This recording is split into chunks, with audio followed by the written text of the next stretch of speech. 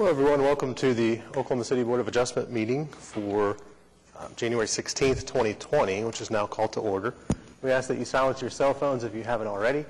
If you are not the applicant and you wish to speak on a matter, we ask that you fill out one of these white forms and submit it to us so we know who you are and to call on you.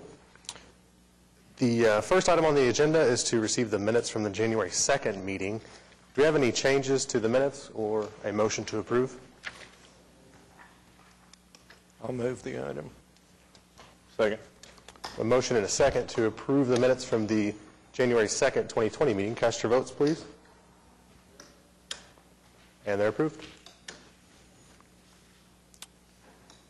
Next order of business is continuance requests or withdrawals.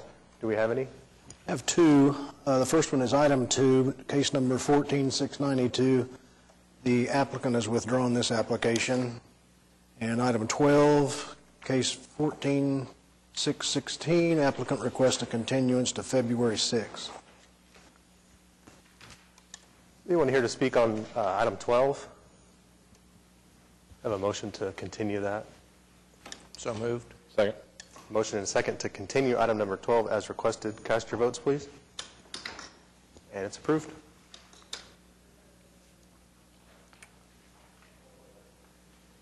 There are no matters on the consent docket. We'll move to items requiring separate vote. Can we call the first case? Item 1, case 14708, request for special exception of Thomas Clark to allow a manufactured home to serve as a second dwelling to relieve a medical hardship at 13125 Southeast 40th Street. Hi, I'm Angela Clark. I'm Thomas's wife. I apologize. This is the first time I've ever requested this, so if I mess it up, please let me know. We're asking that we be able to put a mobile home on our almost 5-acre property. My mother-in-law, aunt, and grandmother and 4 adopted foster kids have all moved here from Tennessee. My mother-in-law is 4 years out from tonsil cancer. She has lingering issues with forgetfulness and some memory loss. She has adopted 4 teenage boys from 12 to 17. She's been a foster parent for as long as I can remember.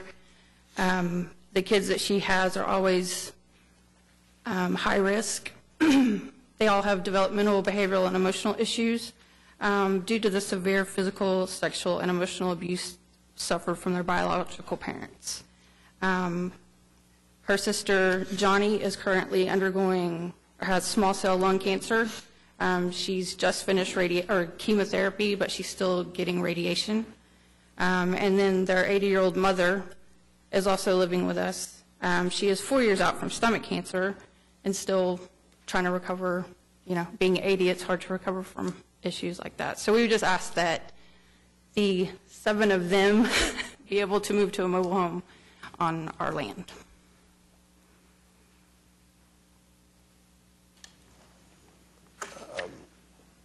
In your conversations with staff, I think staff has noted that it's a rural area where other mobile homes can be found, and you've shown staff that it can meet the conditions for the request. I don't particularly have any questions.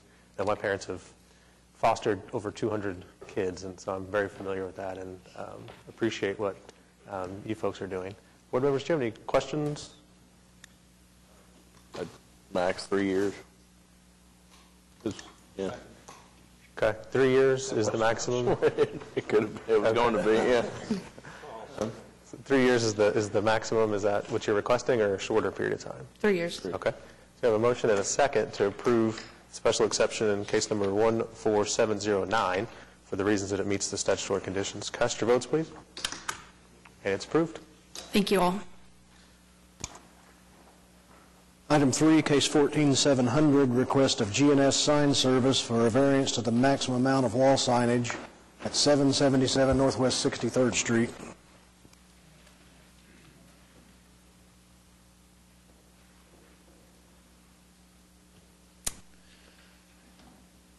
My name is Jim Gleason, representing G&S Sign Services, Oklahoma City.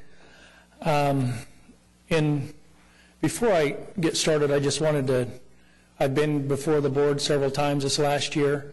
but I just wanted to say that in 2019, our company pulled 127 permits in the city of Oklahoma City, and it's not common for me to come before the board, so I just wanted to give a little bit of reference, and that I'm not coming up here every time I have a sign permit or a sign issue. For the most part, the code in Oklahoma City, we can work within the code, and we don't have a lot of issues. Recently, we had the SSM Health change-out, so with every hospital, there's a struggle to get it to meet code. So with this location, we're in an office zone. With the size of the building, we're only allowed 57 square foot total, and that's total for all 4 sides. So when we have an office zone, it's difficult to find enough area for signage. In this case, there's already a tenant there, Patterson, that consumes all 57 square foot. So the building currently 69,000 square foot office space, and there is only 2 tenants now.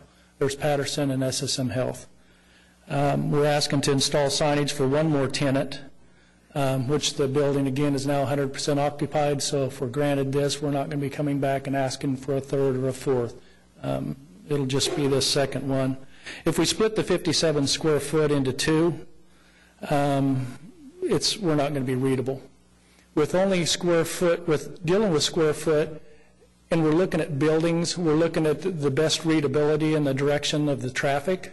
So when we have a code that allows a certain amount of square footage per elevation, we're able to take those elevations, like on this one being 63rd Street, heading east and west. On this building, what we would have done is we would have moved the SSM Health, we would have put that on the east or the west elevation. But being only allowed 57 square foot for the entire building, it forces us to put all of our signage on the south elevation because it's just such a small amount. With doing that, it changes our angle of readability, so we're running basically parallel with the front of the building as traffic. So as we're looking up at the building, it's reducing that viewability. So when we cut that in half, we've only got 27 square foot per tenant. And I'm not saying we can't do that. If we do that, you know, we had the drawings in the presentation. The signs are just so small that, like I said, they're not going to be readable. And it's not really a monetary issue. The hospital would be willing to split it if it was readable, but it's just not going to be.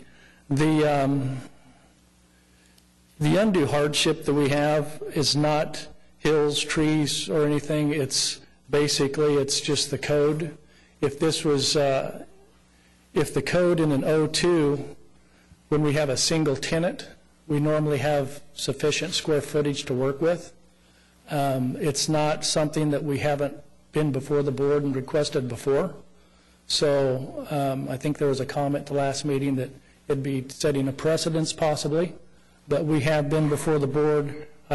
The sheet that I brought, that I handed out, if you look at that one, the top photo shows the same O2 zone, the Loves building, which has a calculation of 312 square foot on that building. The one below that, and 150 square foot is the maximum in an O2. With our calculations, we're only allowed 57, but 150 is the max allowed. The one before that, it has a total of 205 square foot. And then if you go to the next page, in 2014, October 2014, we were approved, I presented to the board, and we were approved 545 square foot on the north and south, 276 square foot on the west, given a total for that building, 821 square foot total, and that was also zoned O2. We're not asking for 800 square foot. We're not even asking for 150 square foot. We're just asking for what we feel is the minimum required. It is twice what's allowed, but it's still well under the 150, and we're requesting the 114 square foot so we can properly display both the tenants in this building. At the prior meeting, I know I raised some concerns, particularly about precedent. I don't know, I haven't gone back and watched the proceedings from these other meetings where variances were apparently granted, or at least one was apparently granted. I can tell you right now, I don't think I would have been on board absent some very good arguments for 821 feet. So, I mean, I don't speak for the whole board, but I don't think I would have been on board for that. And again, I just don't particularly see that a hardship is met. All you said is that a hardship is required by the code, but having or wanting a sign, to me, is not a hardship necessarily.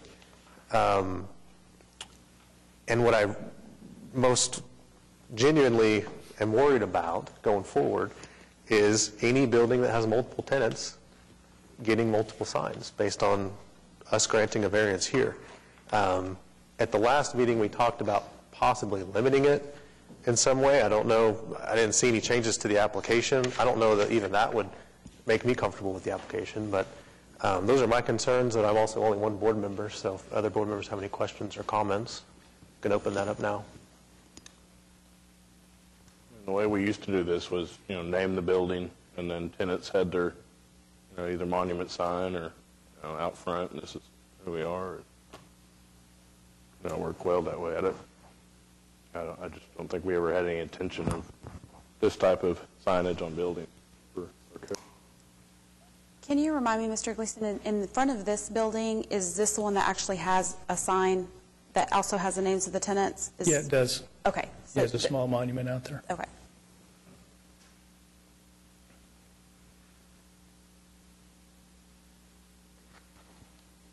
Is anyone else here to speak on this matter? Do we have a motion?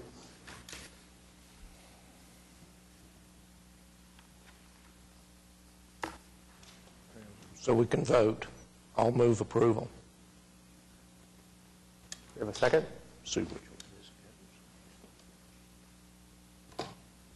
Second.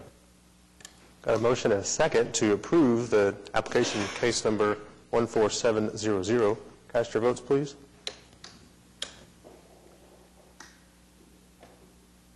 Oh, more. And it's not approved. Thank you.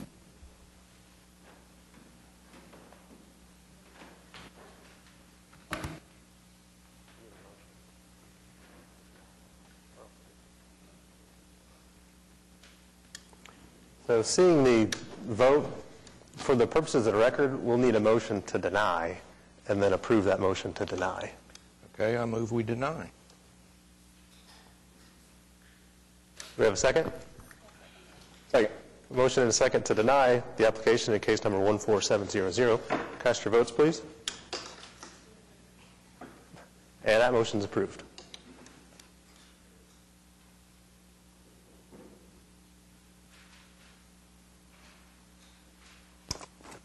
Item 4, case 14664, request of APC Towers for a variance to the condition imposed upon approval of special permit 517 located at 2210 Southwest 10th Street.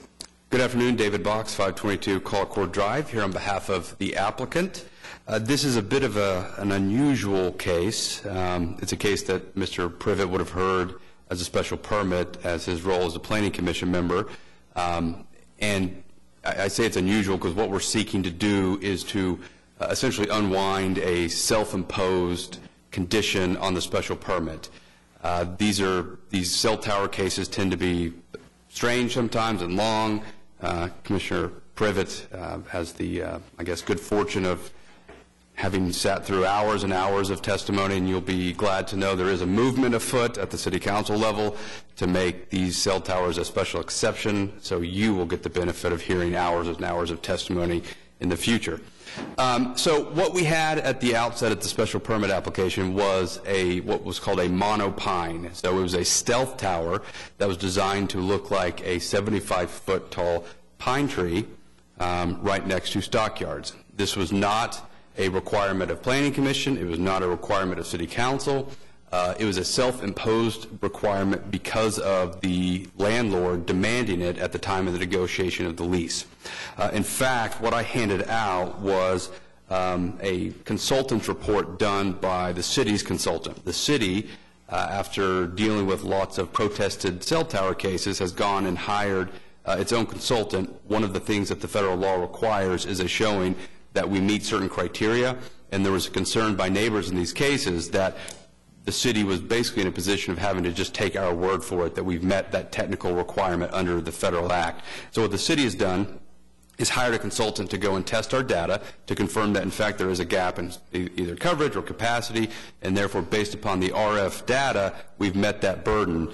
The reason I gave you this report, if you'll go to the second to last page, of note, the consultant for the city, the second to last bullet point, recommends approval, but he actually recommends that we do a typical monopole rather than a stealth monopole. So it was the city's preference through its consultant that we had a traditional monopole. It allows for ease of co-location of other tenants on the pole, which is in the city's interest to reduce the proliferation of additional cell towers. And what we found was we got it approved through the city council because at the time, again, the landlord was demanding this monopine. Well, prior to installation of the cell tower, we had to go get approval from SHPO, the State Historic Preservation Office. They denied the application based upon the view of this monopine. If you can imagine Stockyard City, you will know that there are no 75-foot tall pine trees. So although there is an effort to make it look stealth, it would stick out. And so that's why they denied our application. So we met with staff, both Municipal Counselor's Office and Development Services, to find a path forward. And the path forward was seeking a variance. And so when you look at what our hardship is that if not granted the variance, we literally could not build this tower. I don't know if you've taken the time to read my legal memo dated January 10, 2019, but what we established in that is there is a significant gap in the capacity that needs to be filled pursuant to the minimal requirements that the FCC requires us to have and maintain. Therefore, SHPO's denial and the way that the special permit currently reads, we would not be able to install this monopine. Because it is in Stockyards, we did go to the Stockyard Design Review Committee in November and presented this case, and they have unanimously recommended approval of the variance to you, the Board of Adjustment. So I'd be happy to answer any questions. I believe we've met the necessary elements of a variance, but would be happy to answer any questions. I also have Romel, who can speak to all the technical data, if Mr. Privet is so inclined to hear it again, or if any of you want to hear it. We also have Victor McAllister, who's here, who can talk about site acquisition matters. So any questions you might have, we believe we have it covered.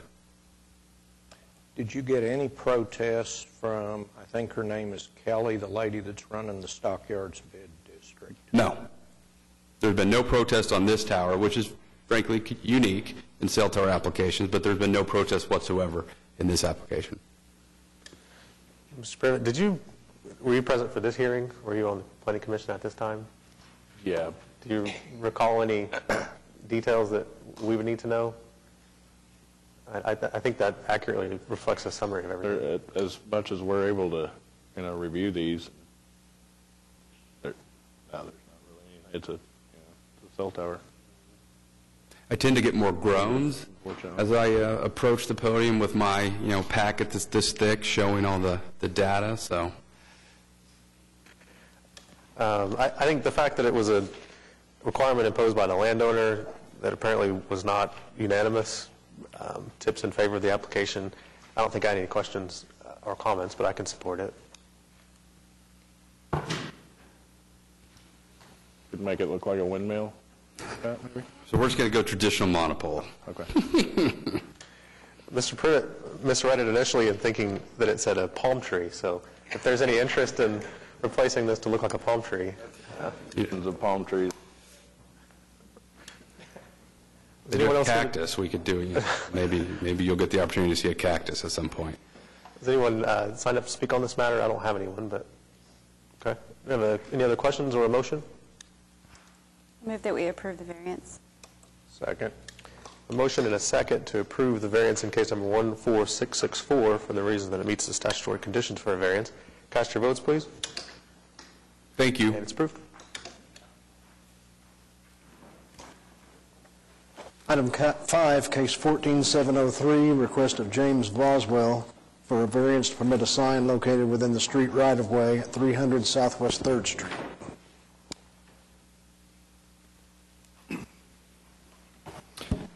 My name's James Boswell, 1400 South Trenton Avenue, Tulsa, Oklahoma. I'm the architect on the sign project. This is for the restaurant in the Sizzler Park, Spark. Excuse me. The setbacks and sidewalks are extremely deep in the area, and the front of the building kind of faces the park. So the back of the building kind of faces the boulevard. So our client feels they need a little bit more visibility for recognition. So we've designed this monument sign, ground sign, kind of represents their logo and kind of the tower element of the building architecturally. We kind of see this being a kind of a selfie type of sign, interactive with people and pedestrians. It is well out of the main traffic of pedestrians along the sidewalk. We've been working with city utilities and ONG. There's a lot of utilities in there. Talking to the original civil engineer and landscape architect on the park, no one considered signage. So we've gotten approval by DDRC, which I think is in your packet. And is there any questions? Board members, any questions, comments? Nope. I'd say it's pretty peculiar. Wouldn't be happening too often. I think for me, wasn't entirely convinced one way or the other, but the fact that DDRC suggested and recommended approval kind of tips it over for me. But is anyone else here to speak on this matter? Any other questions or comments or a motion?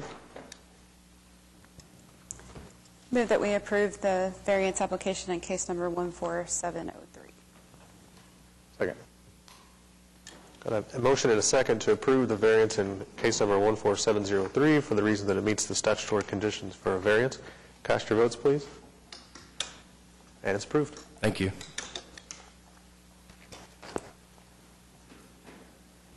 Item 6, case 14709, request of Science Museum, Oklahoma for a variance to permit a sign within the street right-of-way and the minimum clearance below the sign, 2020 Remington Place. My name is Kevin Wilson. I'm with Science Museum, Oklahoma, 2020 Remington Place. This is the first time I've appeared before you guys, so if I leave anything out, please pardon me. We are asking for a variance to place a backlit sign within an existing structure that was originally permitted as a headache bar off of Remington Place. And the headache bar was permitted at 10 feet, which allows us to keep buses out of the parking lot, tour buses, school buses. We have separate parking now for those.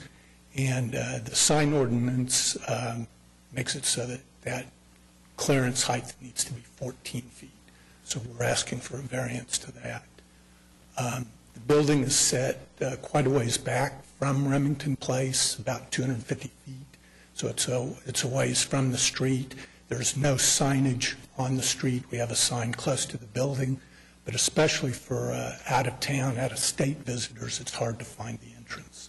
So we would like to put a backlit sign within the structure.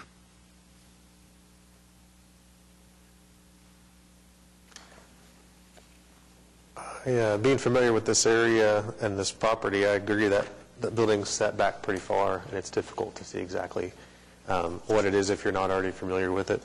I think this checks most of the boxes for a variance. My only concern was maybe with the brightness, so if you could speak to the brightness and maybe the direction of the sign, that would help me understand the application a little bit more. The sign is basically, it's our logo, so it's backlit within a box, and the letters are are like plexi push-through letters. So the lighting is only where the lettering would be. The sign faces to the north or to the street, Remington Place. Across the street from us is just parking for Remington Park, and then the big intersection at MLK and Remington is kind of to the west of us, and the zoo to the east. Board members, any questions?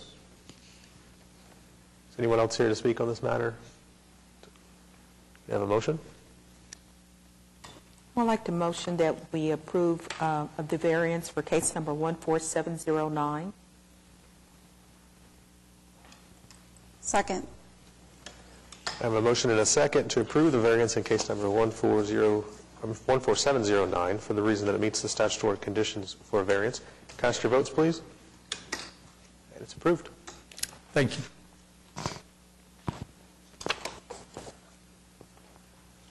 Item 7, case 14710, request of Victor Espinoza for a variant to the maximum allowed size for a residential accessory building at 128 Southwest 83rd Street. Hi, it's because we're like, it's really quick.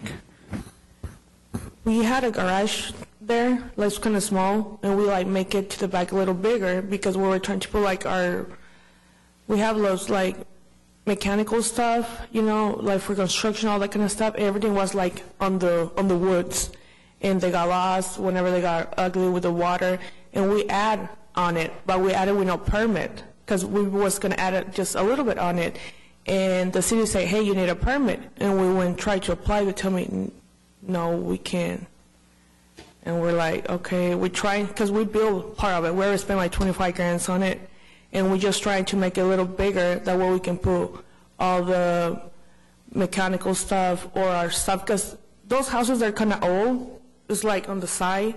We don't have a lot of place to put stuff on it, because even to go to the house, it's 2 houses near.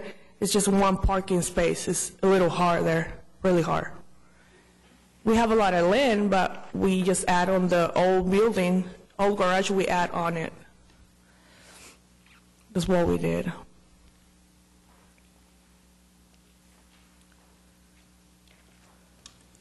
I struggle with this one.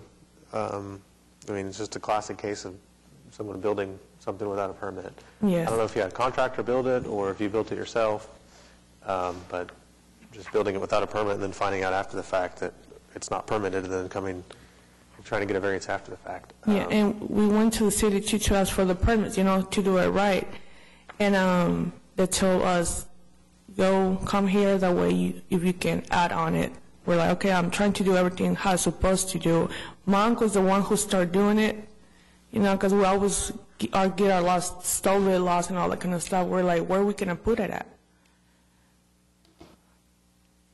Because I see next door, you know, they have a garage bigger, and the other house has another one, so I was like, maybe we can do it.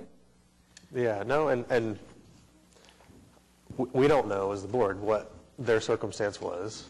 If they came and got a variance the right way, if they are not in compliance, we don't know. We do know that yours is not in compliance currently. You know, I even have the plans up. I got somebody who do all this, everything like how it's supposed to go. They check and everything, and we hired like the architect to see. In cases like these, I kind of like to put myself in the position of if you were coming here before you were building the structure, where would I come out on that decision? And in that case, I don't think I would support the building of the structure in the first place. I would have probably had you make it a lot smaller, if extended at all. But the fact that you're 500 square feet over, I mean, without any of the statutory conditions being met, I don't see how I can support it now just because of the fact that it's met. And in addition to that, the problem with that is if we retroactively approve these, obviously everyone that's wanting to get a variance but doesn't want to go through the process or doesn't think it'll get approved will just build their structures and then come to the board and try to get a variance because the hardship is it's already been built and they're going to lose $25,000 or whatever it is. If you had a contractor build it, I think there are some remedies. You might want to talk to a lawyer about that. But we have a contractor, whoever do construction, like legally. We have somebody who came and did it. I guess what I'm saying is I think they might have messed up something if they didn't come before us first. So you might talk to them or a lawyer about that. But I'm also only one member of the board. But as it currently is, I can't support it. But I can be outvoted by the rest of the board. So. How big is that lot? How big is the lot? It's not an acre, is it? It's 1 acre. Because like that other house is next to it. They have like they have like their own shop too, bigger too. And I was like, I didn't know it was gonna be like. Yeah, they might be in violation as well, So we don't know. So I was going to ask you, have you gotten any complaints or anything on it? No, the city came to me, hey, get all your permits. So it was the city that notified you that? The city, because on the front of the house, they sold the house, and the city was coming and inspected because they were remodeling the house across the street. And the city came to inspect something there, and they saw the construction. Nobody else has said anything. Even my neighborhood say nothing yet. And you stated that you did hire a contractor to do the We hire a contractor who do construction to do it, but we didn't have permits on it. No. Yeah. All through. I think the only option. What I can do on it. Yeah, I mean, I don't want to give you advice or anything, but if there's a way that you could make it smaller than it currently is, maybe there's a chance the board could say, okay, we might grant a 10 or 20% variance or something like that. But you know how smaller, like the less I can make, because they tell me normally it used to be like one garage, like the small ones, and we just make it double. And they say, no, it needs to be just almost the same size it used to be, but it's too small. I cannot fit I just can fit one car there. And I was needed like for all the equipment not to be outside on the ground. And I should have prefaced what I was saying by saying one of the conditions that we have to meet is when we're granting a variance, the variance that we're granting is the minimum necessary to alleviate your hardship. And so that's where we usually say, do you really need to double it or triple it when you could get by with 20% or something like that? I don't know that there's a way to make this building or this structure smaller. I don't know. If you wanted some time to see if you could make it smaller, maybe we could grant a continuance. But other than that, I can't support it. I don't know the rest of the board members, but it doesn't look like you have the votes to get it approved. Can I ask you, you haven't received any complaints about the structure itself, but prior to building it, when you had all the equipment out there, you said it was like in the wooded area. Yes, it's Were like... you getting complaints from the neighbors then? Yes, they say, hey, you have a lot of mess there. Hey, I tried to put everything in order, to have everything has... That's why I was like, they always like, hey, can you clean it up, fix it all the time? I was like, hey, I just came to work, I just put a trailer on the back. No, just put it right, just put it like this. And I'm like, okay, then I think so. I need to do something about it. That's why we built it, because it was really stressful, like, every time. Yeah, and I think that would potentially be a hardship, but the proper thing to do would have been to get a variance before you built the structure and then built the structure, right? That would have been the measure, if you were getting these complaints and stuff. But, and from what I heard, it sounds like they went to the city and the city told them to get a variance, and then your uncle built it anyway, or someone built it anyway. So let me clarify that, because I had a question about that too. You said you went to the city to get a permit, and they told you what? Oh, no, okay, we went to the city after they came and see we had it done already, part of it done.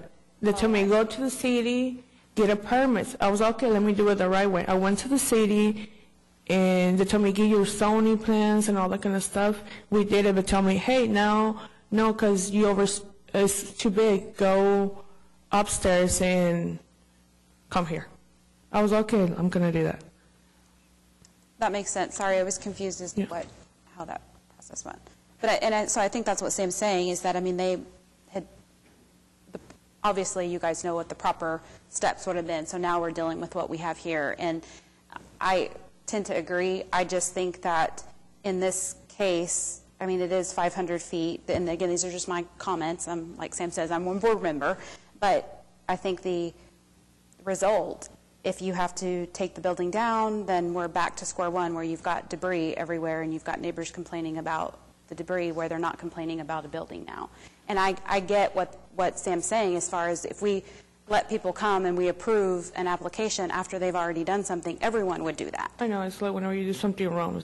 And so, I mean, just for me, my considerations are given the size of how big this lot is and that there's not anything to the south of it. It's completely empty. And, I mean, those are just, I'm sharing my thoughts with the board.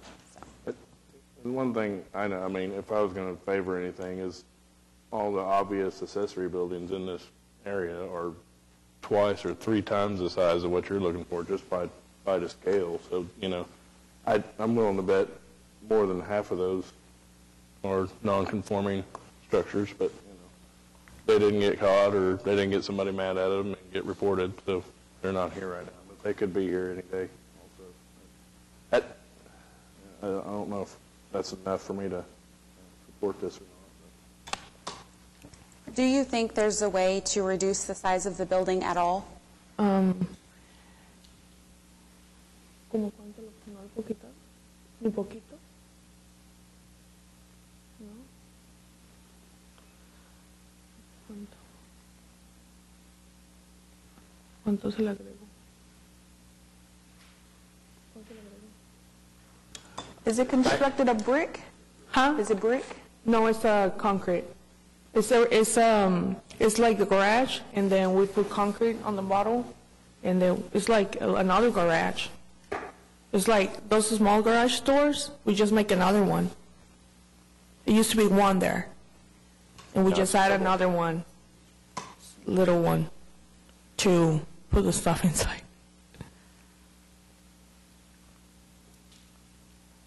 Then I don't know. I don't know what to do. Because I tried to do it, you know, that way they don't people start complaining about it. Oh, and I don't know what else I can do. Do you think it's possible you can get with the contractor and maybe get a continuance and see if there's something that can be done prior to a vote being taken today? The contractor say like how it is. He already checked everything. You know how it was. Everything's right made and everything's how it's supposed to. Done, so but only the it's not size. whether or not the structure was built correctly. Yes, the structure is built correctly. No, that's not the question. The question is that it's too, the answer is that there's too much square footage that you've exceeded.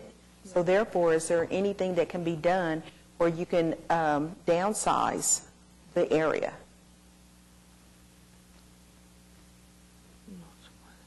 I don't think so, because it's just 1 acre of the house. It's just, that's only I can do. Even like example, you don't approve it, where I'm gonna put all the stuff at. Like I'm gonna leave it on the grass, or what I can do. That's my concern. I don't know what I can do. I know it's our house, but I don't know what I can do. If they're not gonna let me put a bill or nothing to put my stuff on it, then where I'm gonna put it at? Then I need to buy a new house or.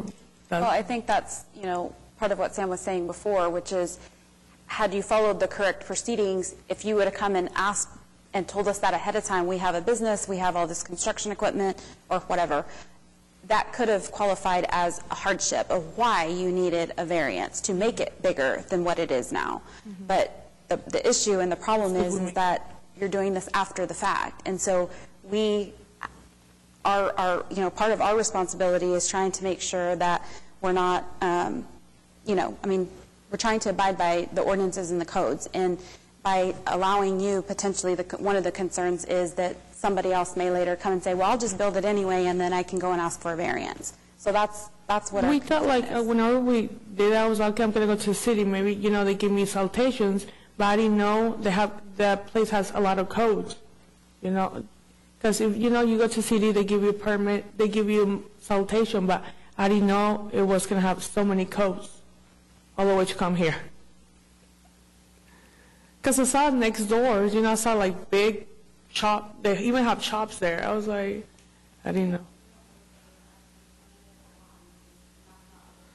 know. This is a question for staff. Can you do an SPUD on an acre?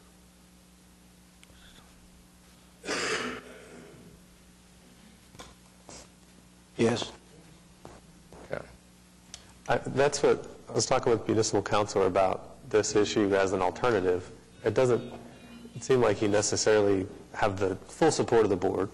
One thing you could do is request a continuance and see if you can work with city staff about, instead of coming before this board, going in front of perhaps planning commission and seeing if you can get some relief from planning commission.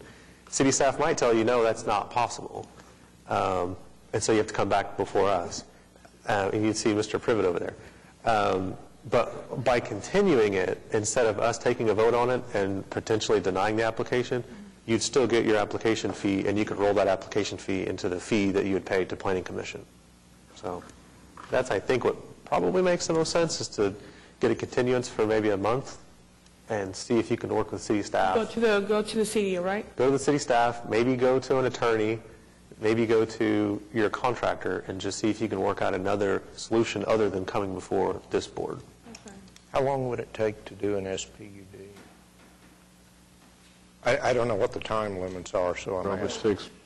6 to 12 months. No, about 12 weeks, start to finish. I think if we continued this one for maybe a month, it would give her time to figure out whether she could do that or not.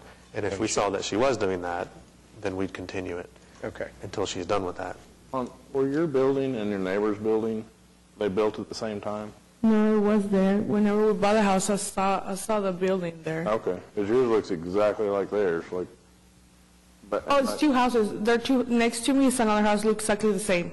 Yeah, they're like. Yeah, and that's why it's kind of hard, because whenever you go pull in, it's like, it looks like apartments. Right. To go inside, no, it's really stressful. Yeah, and your neighbor's store looks like a tag-along trailer behind his garage too, so that's. Yeah. But And whenever we bought it, we thought, okay, it's a lot of backyard. We can maybe build in to put all their stuff, but we didn't know. I thought it was like just city, maybe salutation, but I didn't know they were going to send me all the way here.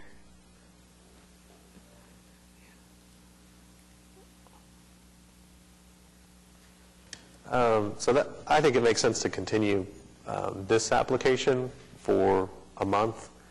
I can't make a motion, but that's what makes sense to me. I feel a denial coming on, so I'll move we continue this for a month. Second. I've got a motion and a second to continue case number 14710.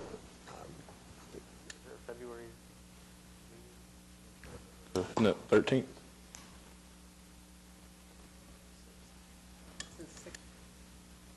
We're going to get the exact date for you. My motion is for the 20th. Yeah, give them at least a month. Okay. Motion and a second to continue case number 14710 to the February 20th, 2020 meeting. Cast your votes, please. And the application's continued. Okay, thank you. Introduction.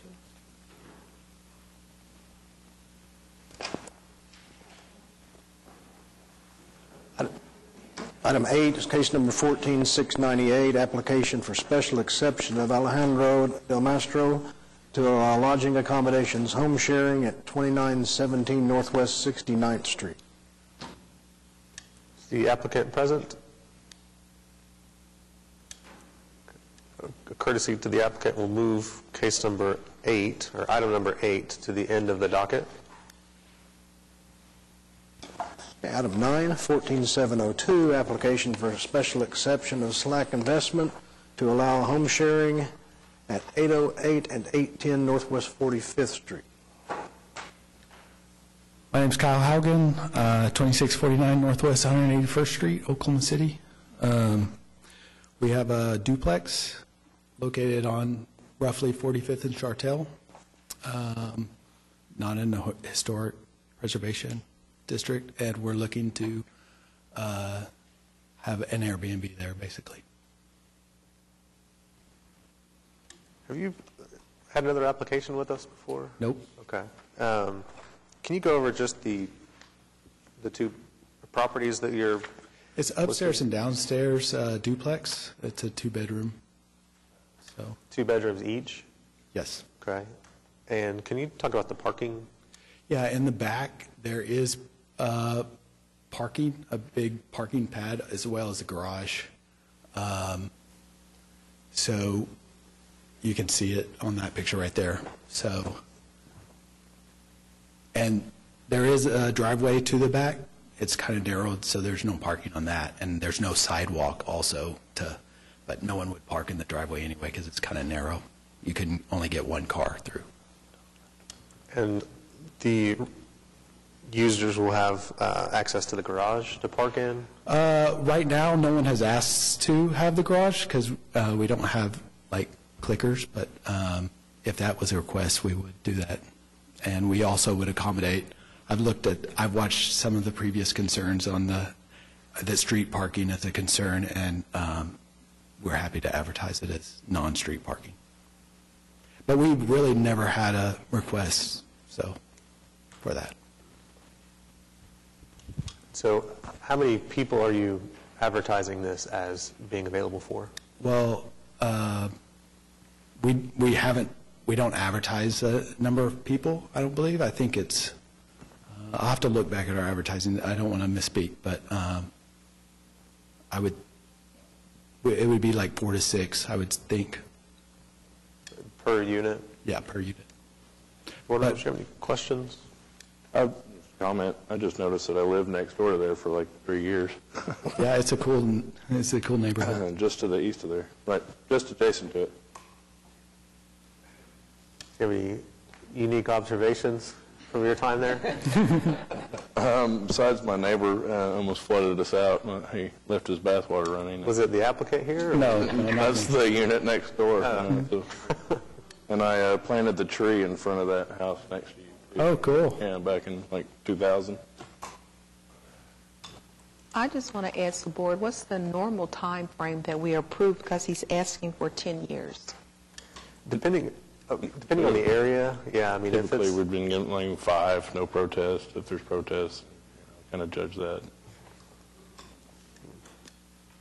I did have a couple of people signed up to speak on this matter, so we'll call you back up afterward. First, Robert Grantham.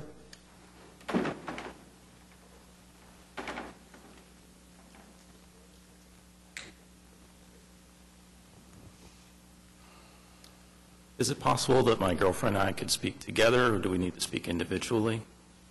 Could she? Well, that's okay. Yeah. It's okay. We can do it together. Okay.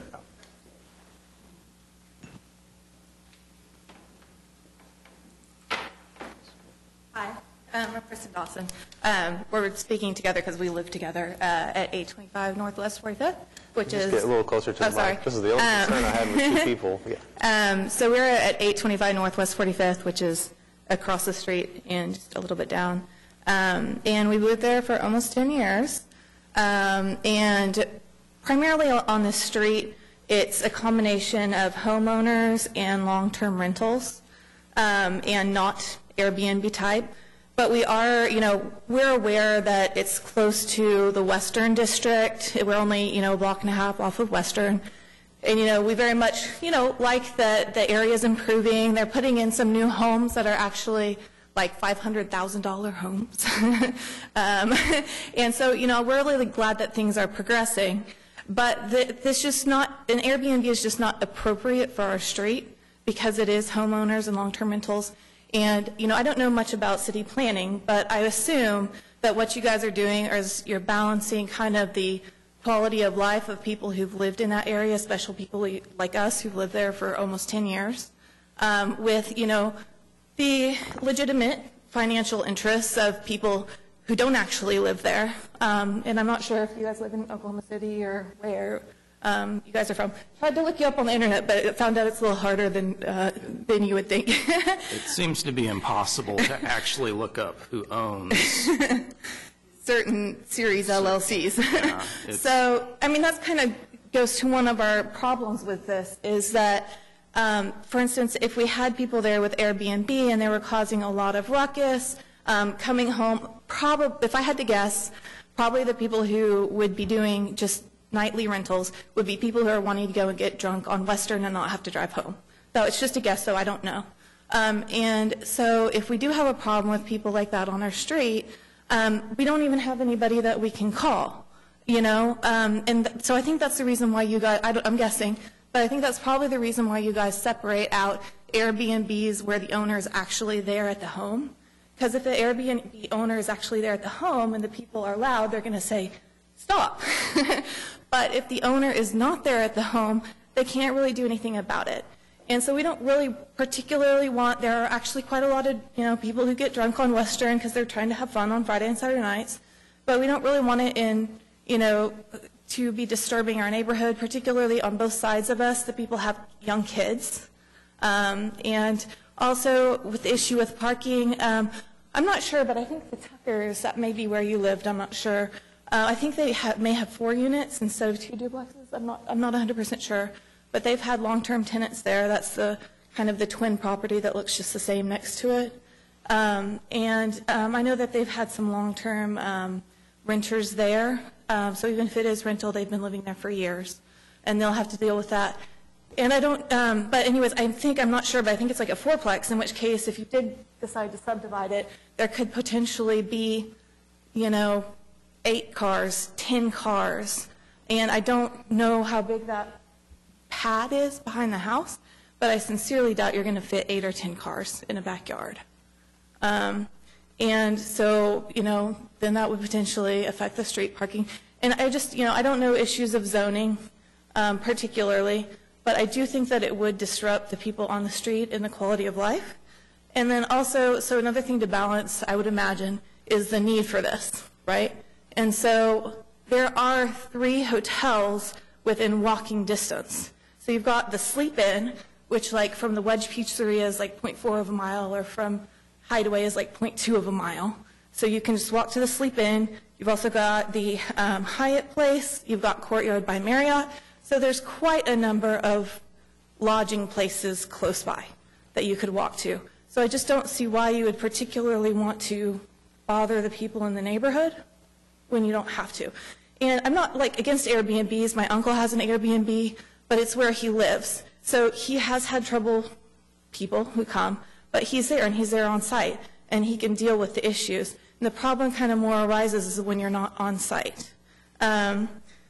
And then also, you know, we are a little bit worried about if, you know, you grant that you guys were talking about precedent earlier with some of your other cases, and if you grant this, you know, it could potentially turn, you know, it's a mix of homeowners and long-term rentals, and some of the other long-term rentals could become Airbnbs as well, and that's just going to drive out all of the homeowners in that area, I feel. What else do you have? Other things? So Kristen is a doctor. I'm a nurse. I don't know how much that matters, but we just don't want a bunch of noise at night is our primary concern. And that affects the quality of care that we can provide to our patients if we don't get good rest because people are making a bunch of noise down the street. So that would be my concern. And currently as it is, it's very infrequent that we get drunk people. We do sometimes get drunk people from Western that go down our street to go to Douglas Park and come back. And they are disruptive, but it's very infrequent right now. So we don't particularly want that to increase. So.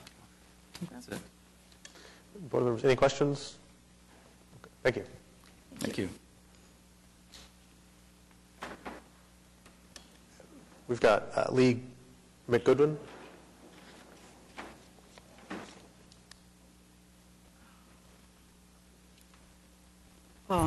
Lee McGoodwin. I live at 10101 Tompkins Place, Oklahoma City. My husband and I bought 813 in the late 70s on Northwest 45th Street. We raised our boys there. I'm a pharmacist. He's a teacher. We bought this property as rental property, investment property. It's our retirement. And now we've got a hotel that doesn't pay taxes or has anyone at the desk. I totally agree with the person who spoke just before me. I really have concerns about this sort of facility. And we also owned 824 Northwest 45th Street. We gave that to my son. My son is 38. He looked into this property. We told him this is single family only, and he wanted to see if he could build something more. So think about this. Okay, thank you. Thank you.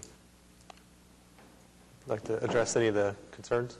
Yeah, I could address some of those. As far as the noise, it seems like the primary concern of the first applicant was, or the contestant, was the noise. But we have invested in noise monitoring, so the decibel levels are always monitored, and we get notified if those are out of whack. So, and as far as the second was, we're not paying taxes. We do actually pay taxes. So Airbnb collects the taxes for us and submits those to the city. So you're a Series LLC. How many other? We don't have any others. It's just one series. I'm a CPA, so like I probably went a little overboard on the formation of the entity. Are you going to manage the property, or do you have a property management company? No, we are managing it. Okay. And you have to forgive me, where do you live? I live in 2649 North. It's Oklahoma City, but north side. So it's Quail Springs area. But I make frequent trips down to 45th probably weekly. Okay. I know I always appreciate the concerns of the protestants.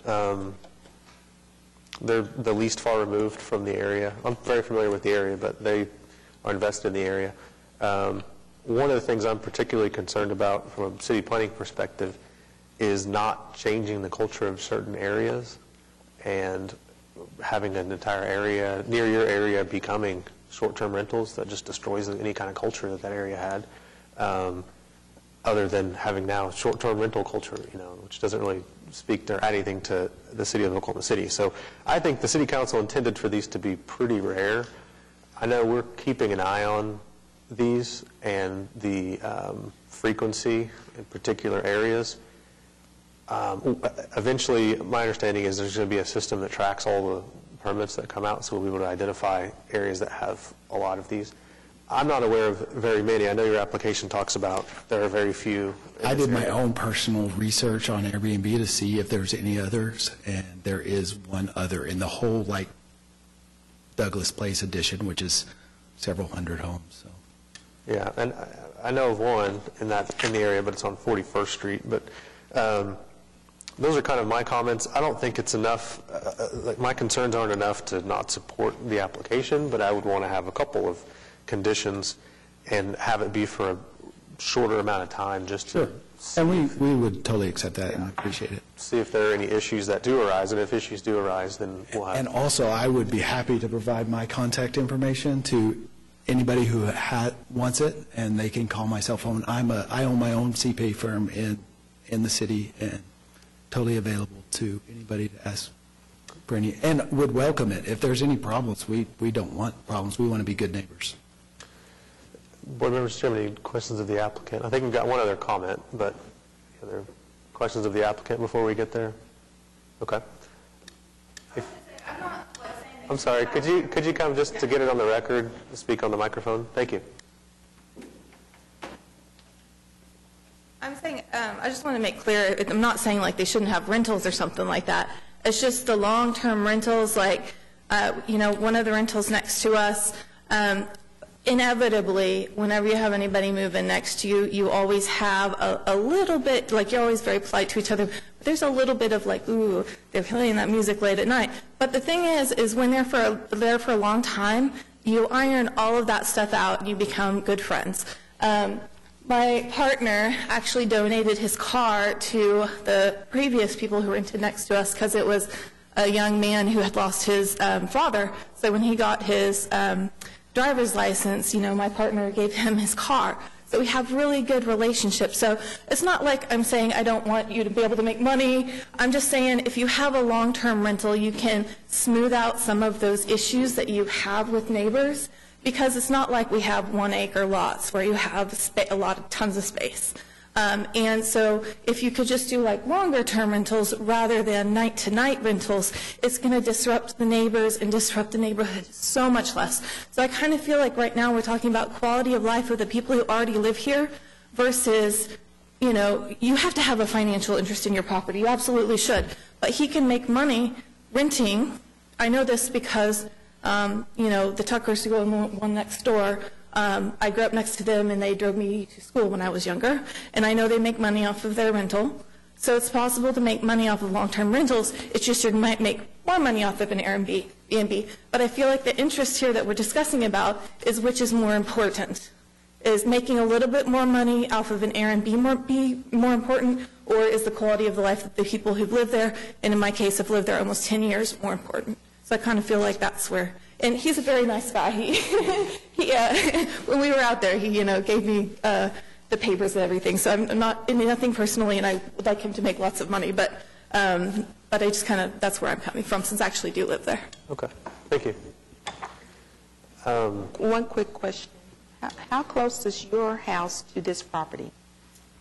My house is, it's 825, so it's across the street and it's a few down. Okay. But I also do know the Tuckers who live right next door on the one that looks exactly the same, and they are not excited about this at all. So. Yeah.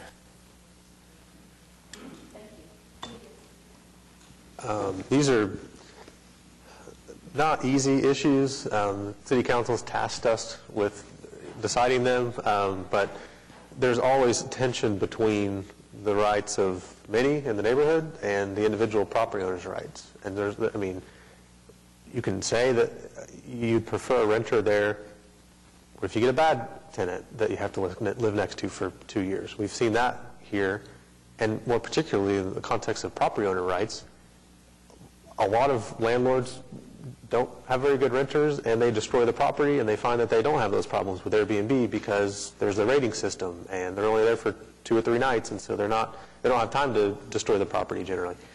So there's all these things that we keep in mind. And in general, what we've been doing is some will deny, some will grant, but the ones that we grant where we think conditions are necessary, we'll grant them with conditions and for a short period of time. Encouraging the neighbors that if you do see issues that you can't resolve, you call the city's action center and report a complaint. And if they get enough complaints, they have to come back before this board, and they risk losing their special exception, and in some cases a variance. And so there are remedies built into what the City Council passed. It's not perfect. It's got problems, but it's what we have to work with. And it might change over the next 5 years. And that's one of the reasons we're not granting generally 10-year special exceptions, is because this might change. But for me, some of the conditions that come to mind is it cannot be advertised as having on-street parking, and it may only be advertised as up to 4, sleeping up to 4 people per unit. So those are the ones that come to mind. I'm open to suggestions. And then for a period of maybe 2 years. That's what I'm thinking, but I'm open to the rest of the board. I can agree with that. I'd like to add a condition that I'd like to add a condition before we get a motion that you provide cell and email address, contact. Absolutely. Yeah. Yeah, absolutely. And, yeah, we'd be agreeable to any of those conditions. Any other questions or a motion? I'll make a motion if that's everybody. Motion to approve special exception with the conditions that there be no on-street parking, term of 2 years, and share contact information with neighbors, and that's it. And up to 4 people per unit? 4 people per unit. And this is as advertised, right? Yeah. Okay. And then if it's determined that you're not advertising it in accordance with these conditions, you have to come back before the board. Sure. And you risk losing your special exception. Right. Do you have a second? Yeah, I'll second. A motion and a second to approve the special exception in case number 14702 for the reasons that it meets the statutory conditions for a special exception. Subject to the following conditions, the advertisement must state that there will be no on-street parking, and that will sleep up to 4 people per unit, and the applicant must provide contact information up to date to any neighbor that requests, and the special exceptions for a period of 2 years. Cast your votes, please. And it's approved. Thank you.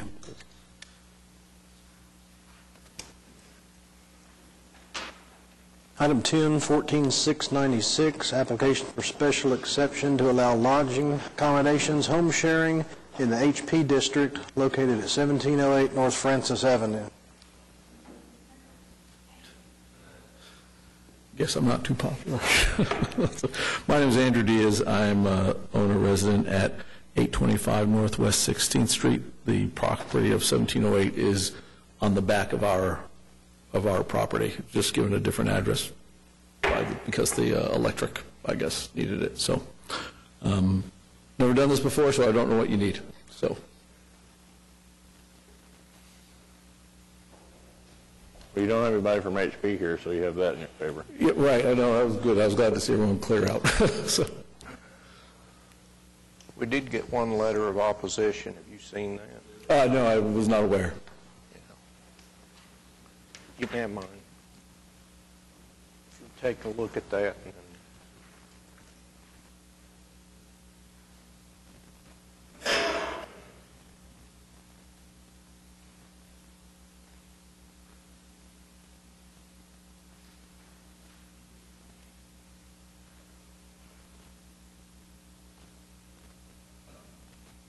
Yeah. Can I keep this, sir?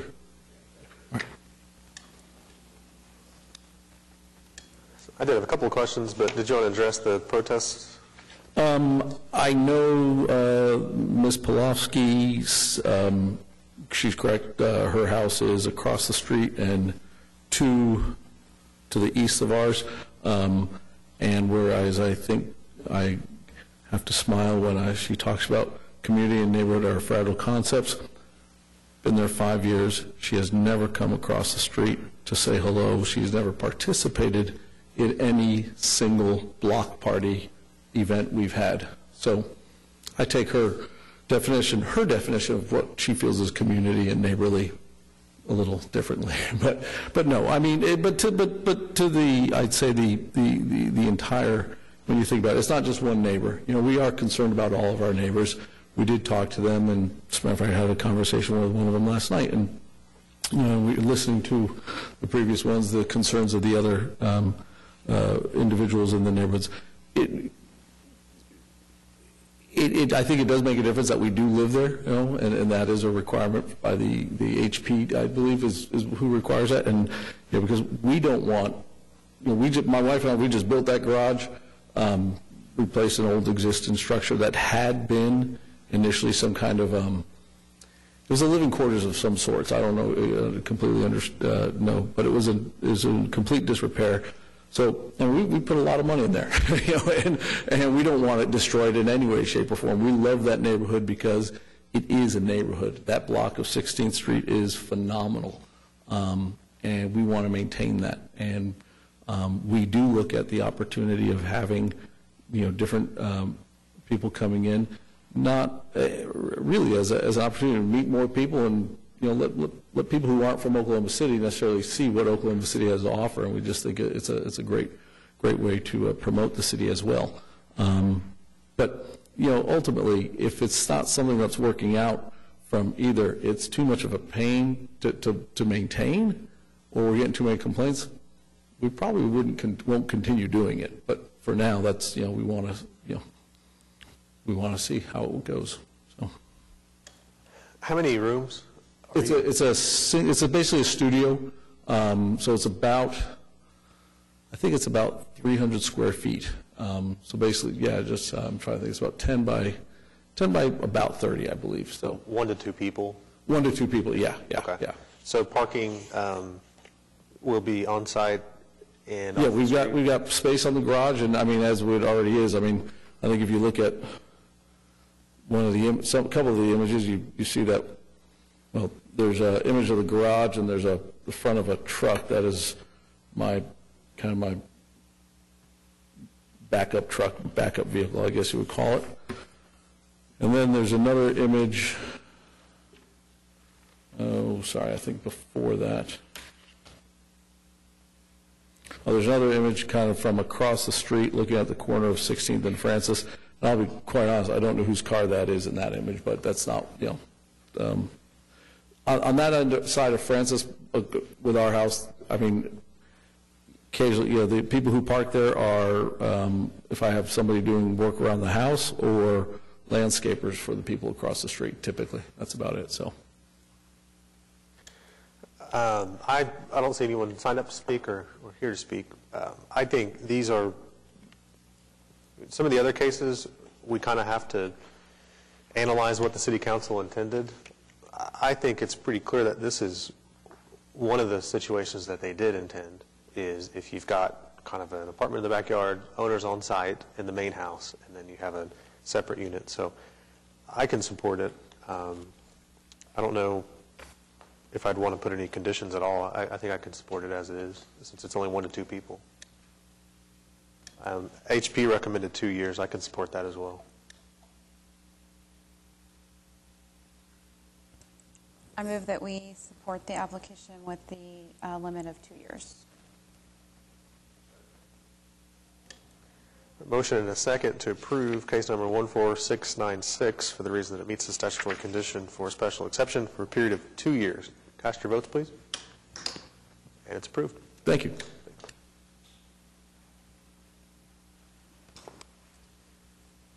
Item 11, case number 14686 and 687 for special exception for home sharing at 811 and 811 and a half Northwest 20th. The applicant hiding? Down there.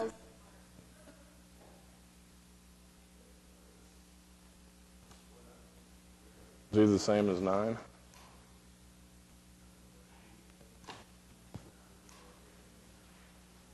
Will everyone be here for the February 20th meeting? Do you know any conflicts? Should be. I'd support moving this application and item number, I think it was 8, to the February 20th meeting. Okay. Unless anyone had any other Can we do conflicts. one motion, 2 items to continue, or you want 2 motions? I move we continue 14698, which is item 8 for us, and this one is number 11, B14, 686, 687, to 220. Second. Got a motion and a second to continue item numbers 8 and 11 to the February 20th, 2020 meeting. Cast your votes, please. And those items are continued.